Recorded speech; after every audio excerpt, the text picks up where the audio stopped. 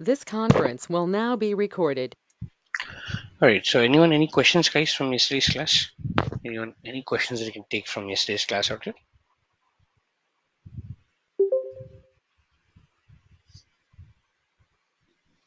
Any questions? Anything that I can address? Again, we are just looking into a Git repository, and what we said right now is there is a file that you can, let's say, go ahead and clone it into your local machine. So, whenever you go ahead and, let's say, start working on a Git-based repository, you'll firstly get a readme.md file. This is just a readme file, a simple file out here, and you can also create a repository without these files in place. But when you go ahead and, let's say, want to add a file, or when you want to go ahead and, let's say, do some bulk operations, the first thing that you need to do is a git clone. So as in when I hit the button here called clone, I get this particular page telling where do I want to really clone this out. I can say clone VS Code, and I can just go ahead and make a copy of my git repository inside VS Code out here. So I'll say go ahead, choose a location, and I'll say select repository location out here. And once I do that, this is going to go ahead and clone the entire repository onto my local machine out here as such. So this is the first thing that I as a developer would start doing out here as such. And if you look at this, there are multiple lines of, let's say, code out here that I do have. And if I add one more thing, saying this is the fourth line, and do a save, as in when I do a save here, if you see on the left hand side of my screen, the local machine or the VS Code that is installed on my local machine is able to use the underlying Git based engine, and this is now tracking all the changes to the file that I've done. All the changes are being tracked. So it's telling that you know what, you have one change, and it's telling you know what, since you did one commit, or since you went ahead and, let's say, saved once, you have one change that is ready to go ahead and be pushed into the remote repository. So the operation from a remote repository to a local machine is called a clone, and from a local machine to a remote repository is called a push. This is a clone operation out here that we have done. So now if you check this out, let me go ahead and erase this out. Let me come here into let's say the changes. If I click here, and if I just go ahead and say open changes, this is going to tell me what are all the changes that I have done as a part of this particular save. So I just went and saved the file, and as when I save the file, if you see, I have added a blank space here. So I added a space, and then I added the fourth line out here, and I just said this is the fourth line, and etc. And in order to commit these changes, the first thing you need to do is to stage your changes. So as a developer, right, I can go ahead and have multiple files. Let's also do that. I'll add one more file. I'll say something like demo.txt. I have some changes here. I'll save this out. And if you see, now in my let's say source control, it's telling I have two different changes. Let's say that this is the file that I'm not yet committing it out. I don't want to commit. I don't want to push it back into my remote repository. Let's say only this is the file that I want to commit out. What I can do is I can do selective commit, which means that I can say, you know what, demo doc is the file that I want to commit. So I can say stage change. So what VS Code is going to give me is that VS Code is now going to give me a capability, or my local machine is now going to give me a capability to select the changes that I want and to stage them individually. So I can say stage. Now these changes come into something called as a staging area. This is known as a staging area out here, which means that these changes are ready to be committed, which means these changes will be tracked by my Git, by the local Git. which means I have the Git software on local machine, and this particular Git software is now tracking all the changes that I have done to this particular document. And if you don't want that, you also have, let's say, I'll just minus this out. You also have this particular plus button here which says stage all changes. If I stage everything, right, all the documents that I have, let's say, started working till now are into the staging area out here as such. So you can do a stage individual changes, or you can go ahead and stage all the changes that you have into the staging area. And I'll just go ahead give a commit message. So now I'll tell this is a change from my local machine, and let me, let's say, go ahead and put today's date, 19/10/2022, something like this, and I'll say commit. Now this is where I was telling guys is that as and when you hit the commit button for the very first time, you people are going to get an error. Did anyone get an error, and did anyone try to resolve the same thing out here? Did anyone try this out, and did anyone receive an error? Yes, sir. Yes. I've received it Yes. and I've received. Configure Okay. our username and email ID. Yes. You have to So we set have the to username and email. exactly, we have to set the username and email ID out here. So guys, for those who haven't received the error and those who haven't really tried it out, now you're going to receive an error telling something like your email ID and name is not really configured. So git configure username and email. If I do this right, these are the commands what you need to run. So it tells git config hyphen hyphen global user dot name, your username, and git config hyphen hyphen user dot email, your email ID. Without that, Git will not allow you to make the commits. How do you run? Where do you run it? You can simply take a CMD command prompt and simply go into that particular command prompt and run these commands called git config global username and your username out here, and git config user.email, your email ID out here.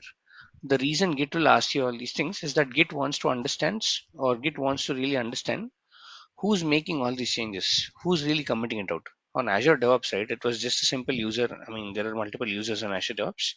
You can simply go ahead and ask the users to commit things out here. But on your local machine, Git doesn't know who's the user who's, let's say, going in and doing all these commits. That's the reason Git is asking you to go ahead and set up a username and the email so that it can track the changes that are related to that particular user out there as such. So when you get that error, please make sure to just do a Google search of git config username and email. Once done, please check out these commands, which is called git config global user.name and git config global user email. And this will give you the name and the email. This will give you a permission to set up the name and the email out here. And once that's done, you just go ahead and try to do a recommit once again onto your VS Code, and it will start working. And once commit is done, what I'll do is I'll click on these three dots and I'll say push. So I have pull and push, and I'll say push back, or you can just click on sync changes. Anything is okay. So if I say push, this will now go ahead and start pushing all my changes back into my remote repository out here. So this was my remote repository, and if I refresh my screen, I now have a demo.txt, some changes. I have a demo doc.txt. This is the line 4. And if you click on this particular repository, check the history out, it's now telling this is the change from my local 19/10/2022 out here as such. Now, one thing that you have to observe, guys, is that see, whenever I make a clone of a Git based repository, let's go into the volume where I clone this out. So, whenever I do a clone, let's say I have a sample repository out here, I get one more additional folder here inside this particular folder, wherever you cloned, called a .git folder out here. It's called a .git folder out here as such. Again, in some machines you won't be able to see this. Reason being, it's a hidden folder. So you have to make sure that your view allows you to go ahead and check out the hidden items. So in Windows 11, I can just click on view, say show hidden items, and this is now going to show you the hidden folder. So please make sure to allow the hidden folder firstly. And once you allow that, you will be able to see a .git folder out here. See, this is called as a local Git database. All these folders, right, is called as a local Git database out here. Why is it called a local Git database? Reason being, see, this Git basically, or the .git folder is responsible to track all your changes on a local machine.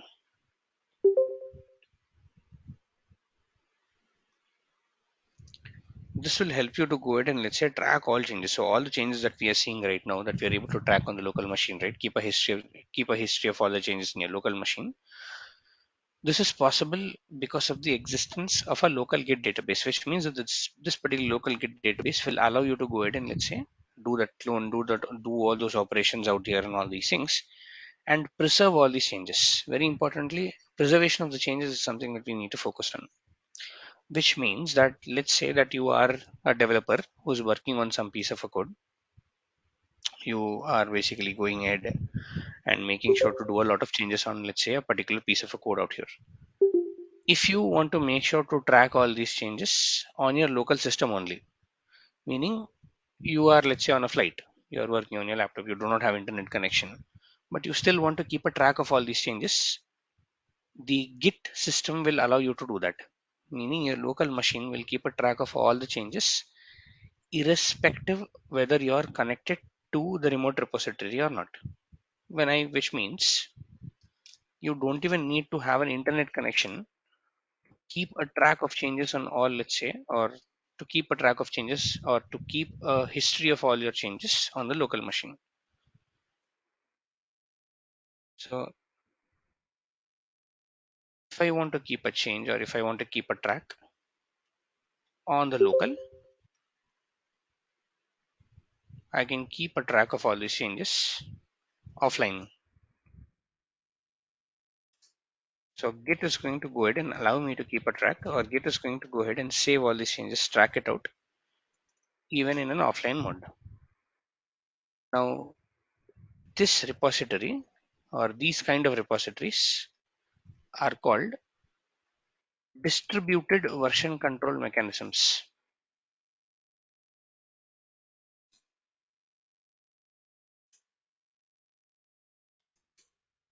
Version control mechanism.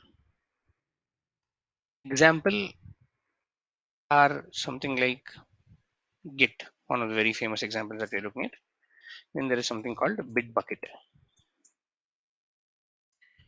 These are distributed version control mechanisms which will let you keep a, let's say, history of changes on your local machine, and also help you export the same changes from your local to the remote repository as well. But when you want to, let's say, do this, when you want to do a push, that's a different thing. You have to have an internet connection to push the changes, but to keep a track of the changes on your local machine, you do not need any sort of, let's say, a connection with the central server. You can work offline. That's a provision that, let's say, distributed version control mechanism really allows you to do. And then you have something called as a centralized version control mechanism.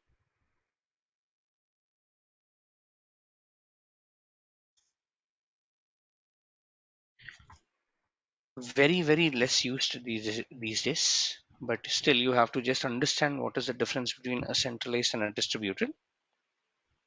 And in a centralized version control mechanism like Git, we have something called TFVC,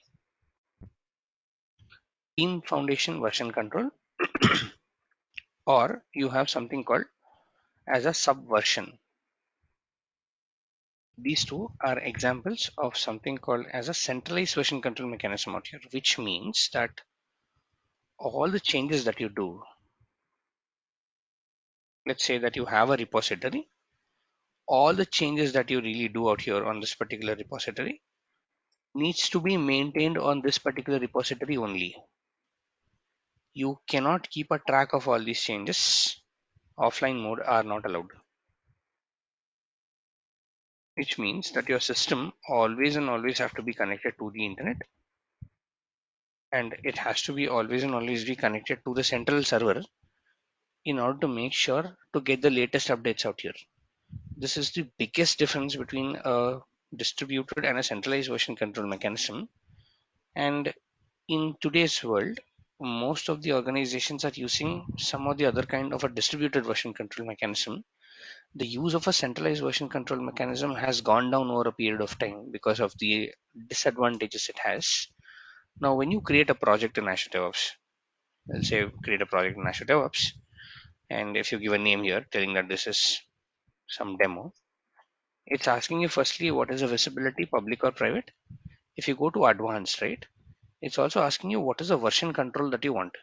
Do you want a distributed version control mechanism or do you want a centralized? And if you click on the question mark here, it's telling do you want a Git or do you want a Team Foundation version control TFVC. Now it's telling you, if you go to the documentation, it's telling you choosing the right version control for your project. So it's telling which version control system that I use. Git is now a distributed. It's telling distributed is a version control system. Each developer has a copy of the source repository, can commit their changes and such a history without a network connection. So you don't have to, let's say, have a network connection. You can have, let's say, I mean, multiple developers can have multiple copies of the repository, whereas centralized will not allow you to do that. Typically, each team member will only have one version of each and every file, and this historical data is only maintained on the server. You have to be online to, let's say, go ahead and track this out. And then you have the capabilities. You have a different chart out here on what exactly does a Git give you versus what exactly does a TFVC or a centralized version control mechanism kind of give you out here. This is something that I want you all to give it a read on. What do you mean by a centralized versus what do you mean by a distributed? So I'll take a quick pause. Any questions that I can take till here?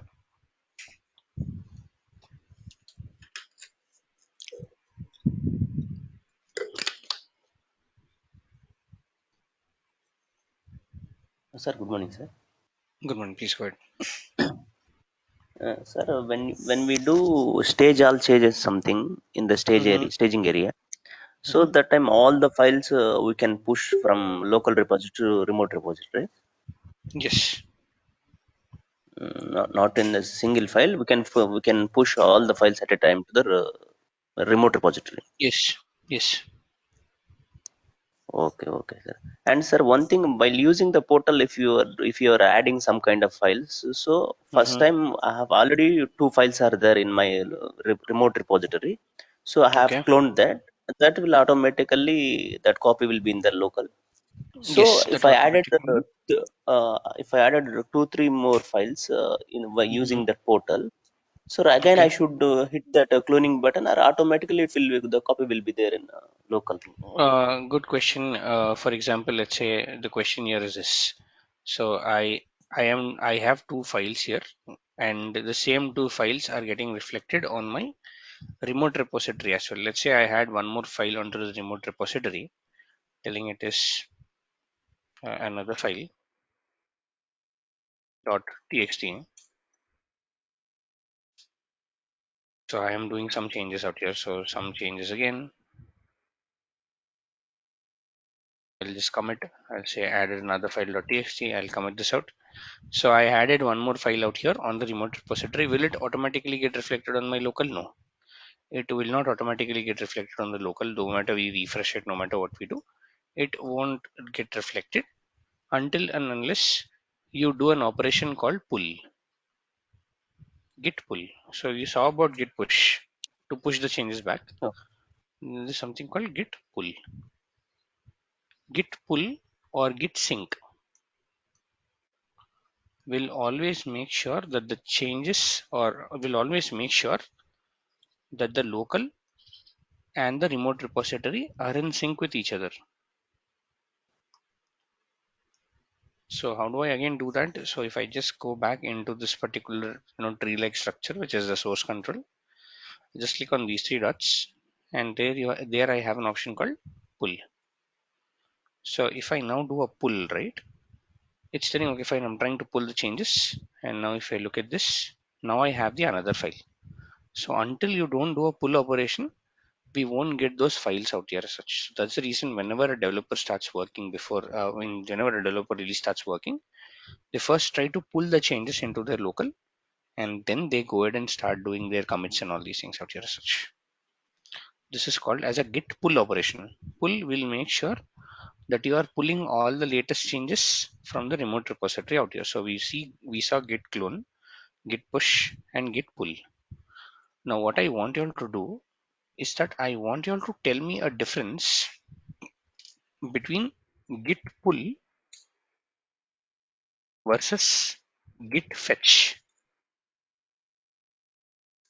One of the most asked interview questions is what is the difference between a git pull and a git fetch. Please let me know what do you understand by something called as a git fetch, and we'll talk about that of course in the coming classes out there, and on why is fetch used and where would you use fetch versus where would you use a pull operation out here as such. But does it answer your question?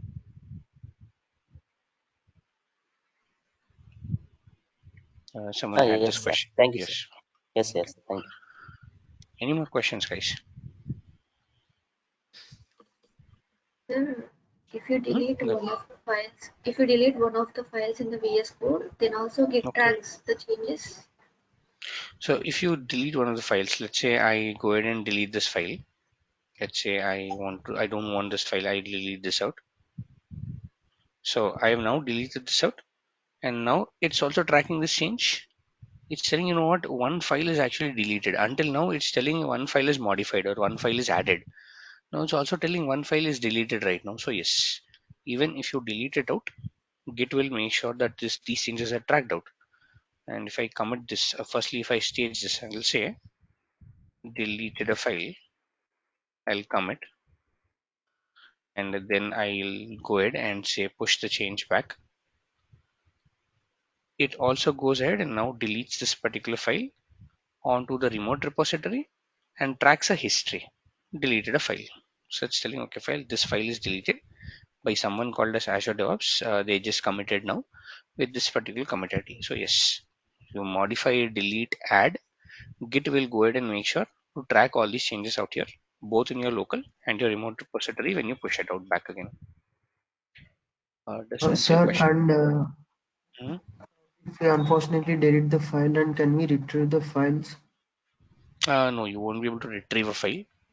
We'll also talk about what is a retrieval procedure. In this model that we are going ahead and committing out, you won't be able to, let's say, retrieve the same thing out here as such. Okay.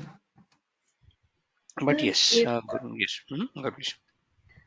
if you made only if you made changes in only one of the files, and if you do stage all changes and push the repo, and what will it do? It pushes the all the files, or it will only push the file that we have made changes. So, for example, let's say that I have made changes to another file. Okay, let's say I make another change. So I'll say save, and now if you see this, right, it will only show you that this file is changed. And even if you say stage all right, only this file is changed. This is the only file that will be staged out here. So now if I say test and then commit this out and then push my changes back again, it's only going to push the changes that you have added or the changes that were modified in this file only. It's not going to touch your other files. So you're only, whenever you're making a change, right, you're only making sure to change one file and to push that particular file out here. So if you make changes to a set of files, all those changes will be now back, now be pushed back into the remote repository out here as such.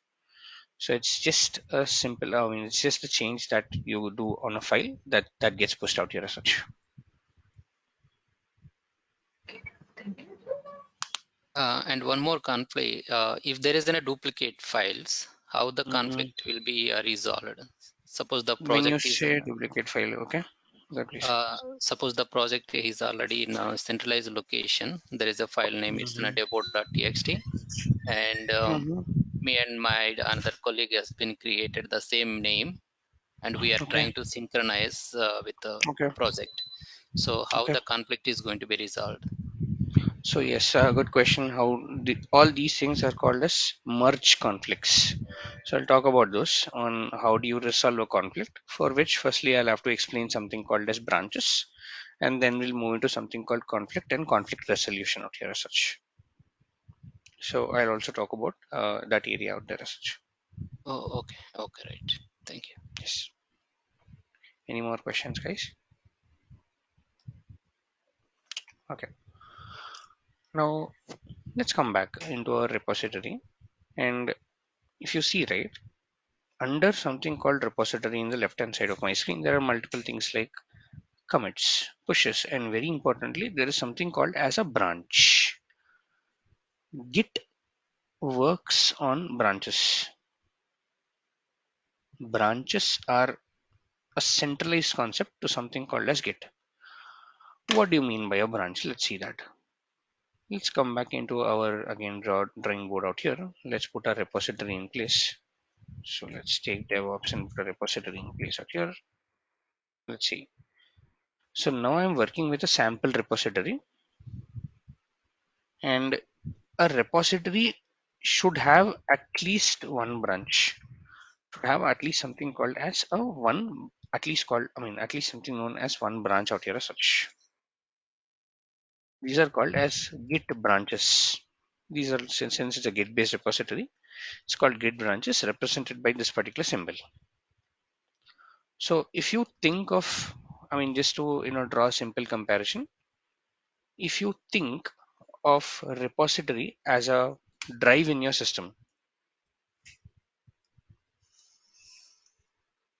this will give you the space to hold files, or this will give you the space to hold things, whereas branches are like folders inside your drives.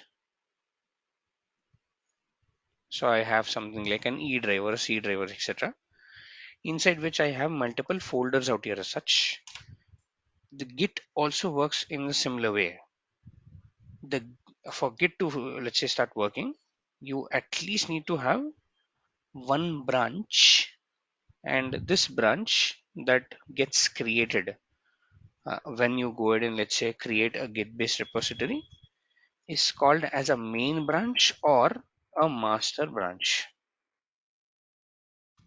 We call this as a main branch, or we can also call this as a master branch out here. For example, if I come back into my repository, this is the name of my repository called sample repo, under which I have something called as a main branch that is already there. When I create a repository, it's going to tell you that, you know what, this repository is going to come with something called as a main branch. Are you okay with it? So that's what I say. That's what I went ahead and created. Again, if I go into the branches, I have here something called as a main branch out here. Now you can create multiple branches. You can go ahead, not create one, but multiple branches out here.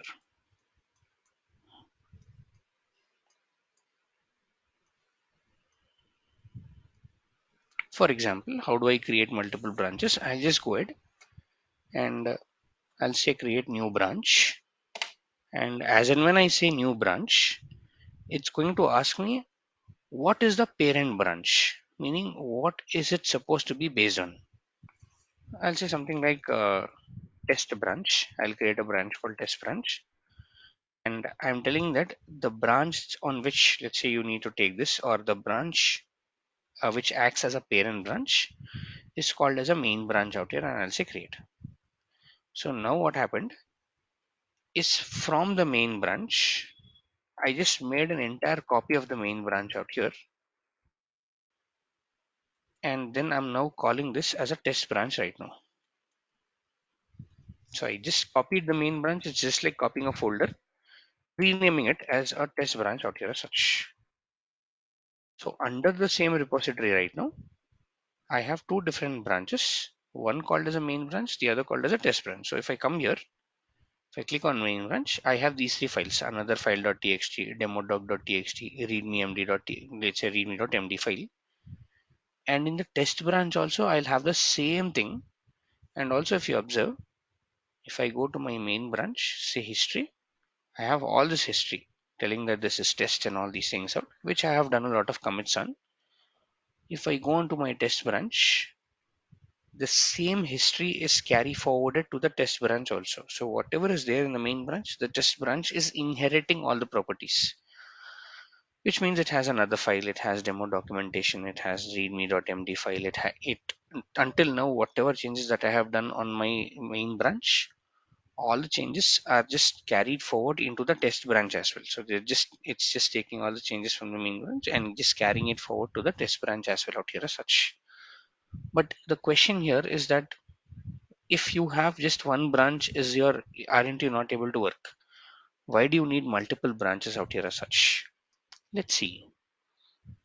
See, this is now a Git based repository, and Git also understands that, you know what, it's just not one person who's working on this, but there are multiple people in a given project who are working on this out here as such. Each and every developer or each and every DevOps engineer will have their own set of changes.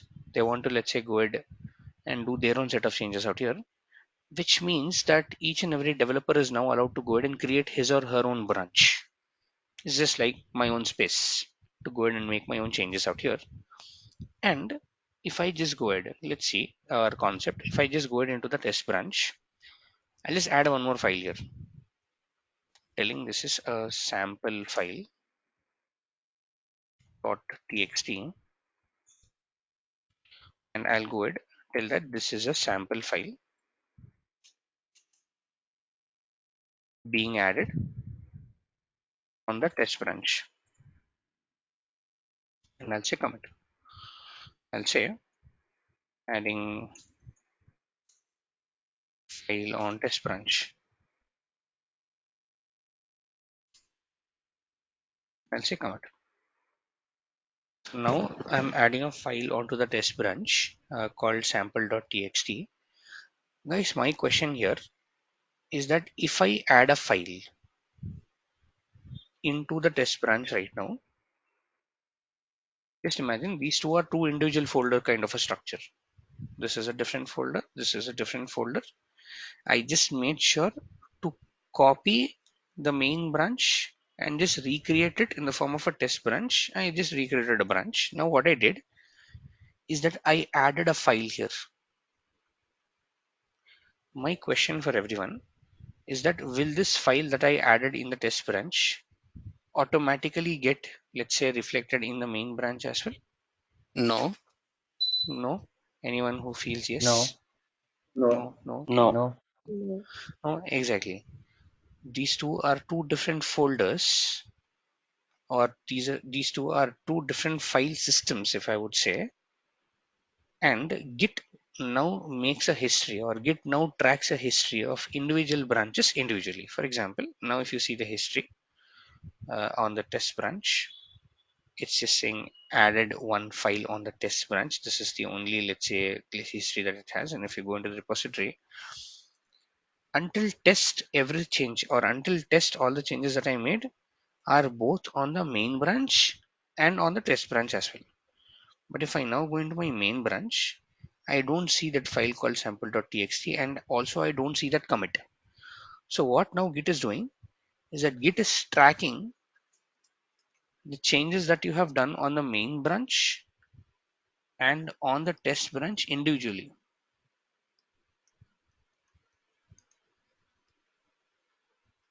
So it's making sure that whatever changes that you've done here, it's now separating it out. And if you want to now go ahead and make sure that the file that is added onto the test branch also gets reflected on the main branch, you have to now do an operation called git merge. There is something that is called as git merge. Merge is nothing but taking all the changes from one branch and sending it out to the other branch. That's it. It's as simple as that. And git merge is achieved by using something called as a pull request. So there are two things that I'm now telling. If you want to take a file that is there in one branch and send it across to a different branch, you have to make sure to do something called as a git merge. And in order to do a git merge, you have to create something called as a pull request, also called as PR, pull request out here as such. Which means that if I come here And if you see under the repository, right, you have something called as pull requests. If I click on this, it's telling, okay, fine, you know what, do you want to create a new pull request? I'll say yes, I want to create a new pull request. It's telling, select your source branch. From which branch do you want to create a pull request? I'll say it is a test branch. Now it's telling, okay, fine, you want to make a change, or you want to make a pull request, create a pull request between the test branch and the main branch out here. I'll say yes, I want to create a pull request between the test branch and the main branch.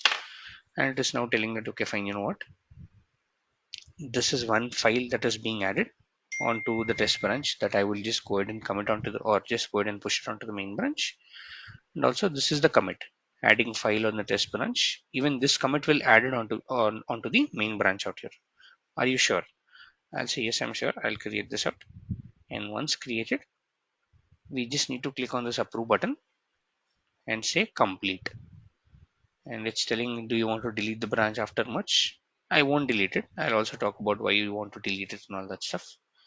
I'll say complete the merge out here right now. So now what it's telling, it's now telling, okay, fine, I'm merging the pull request. So I'm trying to, let's say, merge a pull request between the test branch and the main branch.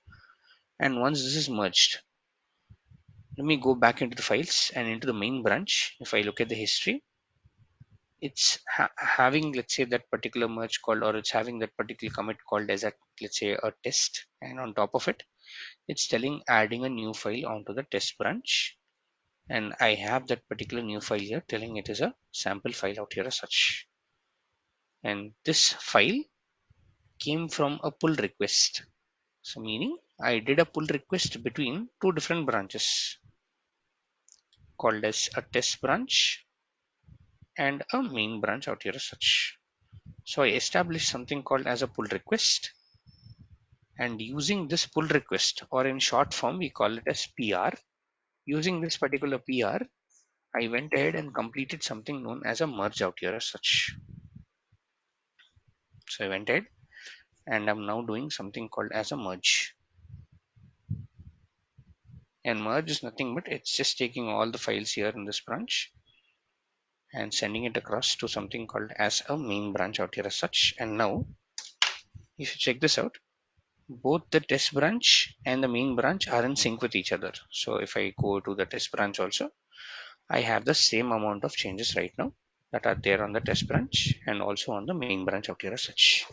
So what a branch will help you do is that the branch will help you maintain a file version, or branch will help you to maintain multiple file versions on multiple branches and help you move files or help you move folders between one branch and the other by using something called as a pull request out here as such.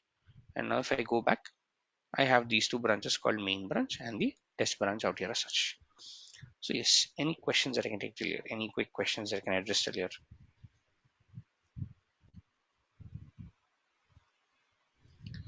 Anyone? Hi, Any quick Abhishek. questions? Mhm. Okay, if we okay after the merging, if we do any changes in the test branch, will that be reflected in the main branch? You should tell me. Will it be reflected in the main branch, or should it be reflected in the main branch? Mhm. Do you think it will? Yes, it will. Or do I have to approve again for that? You should tell me that. Again, you have two different folders out here. You're doing changes in one folder. Will that automatically get synced to the other folder? No, automatically No. no. No, it won't. So every time when you have a change in a test branch, you have to make sure to create a pull request and then merge those changes into the main branch back again. It is not automatic. You have to make sure to create a pull request out there as such. Thank you. No problem. Any more questions, guys? Sir, one small Mm-hmm. question, sir. Good, Sir, please. every time while we're hitting that commit button, Mhm. so there is some kind of comments is there. So where that comments Correct. are useful and why that comments are useful? Where that comments are useful, why that comments are useful. Let's see this. Every time I'm hitting a comment button, there is this particular comment message. This will tell you what exactly a user is actually doing. So if I click on this, this is the comment that basically it's getting reflected. So if I do not really add a comment, right, it's very difficult for me to just look at the comments. It's very difficult to understand because there will be tons and tons of developers who are working on this one, and I would like to, let's say, filter my commits, telling that okay, fine, I would like to, let's say, see my commits from this particular date. I would like to see what are the commits that someone has done, and by using, let's say, the control F in my keyboard, I want to see, let's say, something like deleted a file. Then I'll be able to say, okay, fine, this particular person deleted a file. Okay, which file did he delete? So it's easy for me to understand what is someone doing and how can I change, or how can I track these changes out here as such. That's where the comment is useful. Does that answer your question? Yes, yes, yes. Thank you, sir. So that means comments acts like tags in the Azure or something. Exactly. It like acts as a tag Oh, in the Azure, correct? okay, sir. Thank you, sir. Any more questions, guys? Okay. One question that I have is that now I have added something called as a sample file.txt in the main branch of my sample repository. The same main branch is also present on my local machine. So in the bottom left hand side corner, if you check this out, it's telling that okay, fine, you have something called as a main branch out here. The same branch is actually getting reflected on my local machine as well out here as such. Now my question, just think about this. My question to everyone is that, you know what, if I want to make sure that the changes that are there in the sample file, or the sample file gets reflected on my local machine, what should I have to do, or what should I do in order to make sure that the changes get reflected? Right now you only have another file.txt, doc.txt, but on the remote repository I have something called as a sample file.txt out here. Now in order to make sure that this file also gets reflected on my local machine, what can I do, or what should I do? Git pull. Git pull. So I'll just go ahead, say git pull.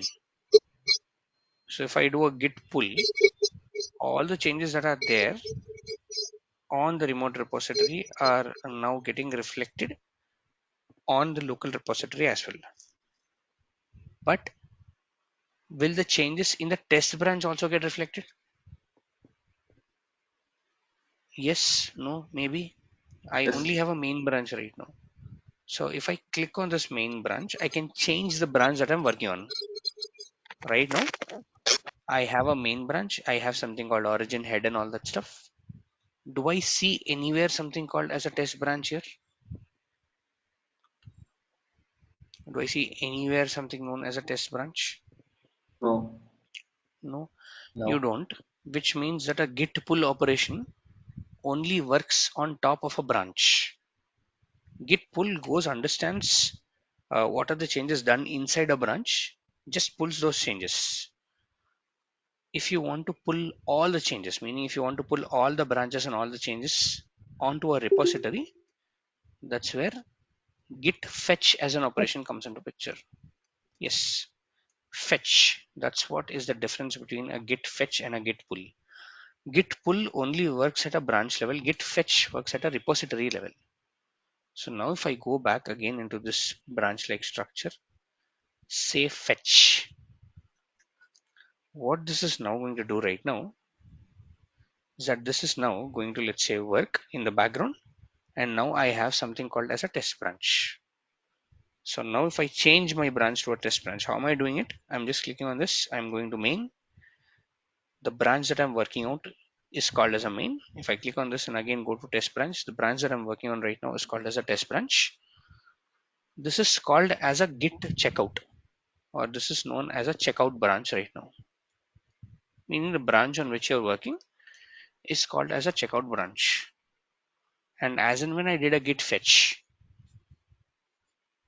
now what is happening right now is that it's now downloading all the branches onto my local, and also making sure that it's getting all the changes from that particular branch into my local machine out here as such. This is the biggest difference between a git pull and a git fetch out here as such. So yes, any questions till here? And again, we have to talk about something like branching policies, something called branching strategies, and etc.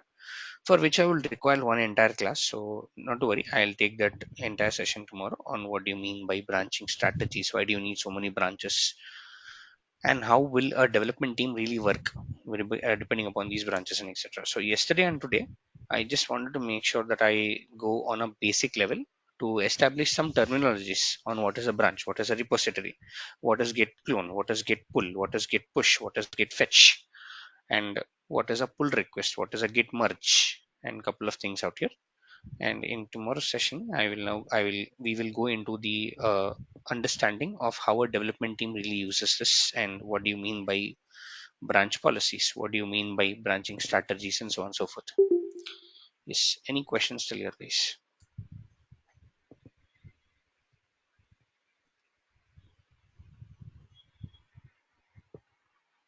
Anyone, any questions that I can take till here? Sir, one small question, sir. Sure, please. Sir, yesterday we have seen how to connect our Azure Azure DevOps to Azure by using some connection Mm-hmm. or Okay. something is there. So in this time, that time, so Azure Active Directory should be in active mode, right? For example, in the free trial, sometimes it's Yes, going to disable. yes, So if you it's want to going to pull be the other users disabled. from the Azure to the Azure DevOps, so that time it should be in active mode, right, sir? It should be in active mode. Yes, If it is disabled, we can't pull all the users and you cannot. everything. Yes, you cannot pull all the users and everything out there. Okay, sir. Thank you, sir. Okay. Any more questions before I close, guys?